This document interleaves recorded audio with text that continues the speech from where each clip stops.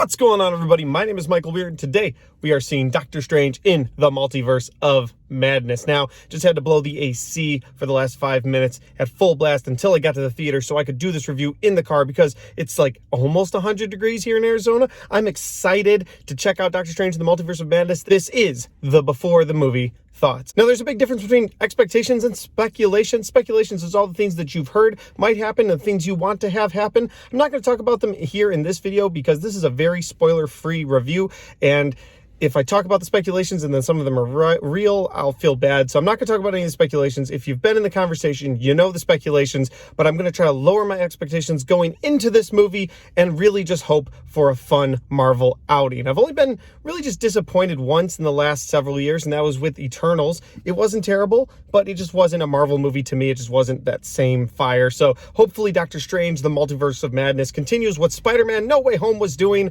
I'm really excited to see Benedict Cumberbatch. I'm really excited to see what Sam Raimi can do with a Marvel cinematic movie. Hopefully there's a lot of horror elements throughout this thing. I really hope so. I'm excited. I'm here to see it.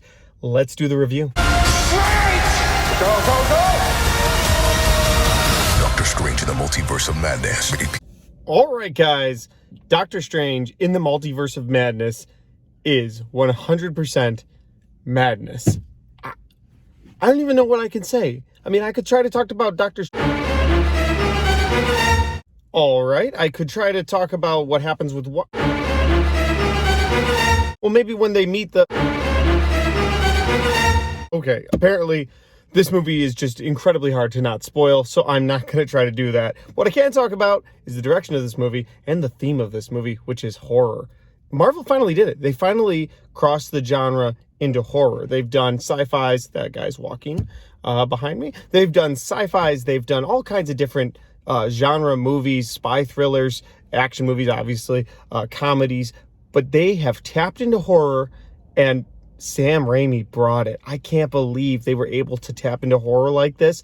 Like, it still feels like a Marvel movie, but it's definitely not for the little kids. If you got little kids and you take them to this movie, that's messed up. It's not like Deadpool where you shouldn't take your kids because this is not a kid-friendly movie. It's just scary. Like, legitimately, I jumped at a few parts. There's some jump scares in this movie that work. There are not too many jump scares. Sam Raimi knows what he's doing, but it feels like a horror movie. And that third act, oh my gosh. Guys, I loved this movie, but I don't want to spoil it for you. I will say Benedict Cumberbatch as Doctor Strange is a fantastic actor, and I just love how he chews up being Doctor Strange. I also loved so many moments of this movie that I can't talk about. What else can I talk about? I could talk about Rachel McAdams. Her character's back, and she's great. Can't talk about her character. Can't talk about what her character does. That's all I can say. I could also talk about the trailers, talked about the Illuminati, and we saw the back of a certain someone's head.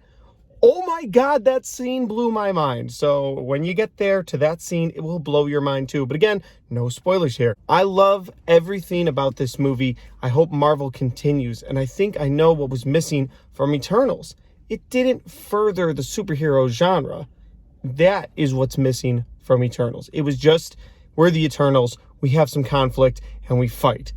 And that's the movie. But this movie found a way to further the superhero genre, to keep it alive, to make me want to go back. If you tell me DC says, we're going to put out a horror movie, superhero movie like Doctor Strange in the future, I'll go see that movie. I don't care who's in it or how long Amber Heard's in it. Yeah, that's right. I want a horror Aquaman movie. The point I'm trying to make here is that Doctor Strange in the Multiverse of Madness is not only worth your time, but it is worth your opening weekend time. Go find a seat and watch this movie.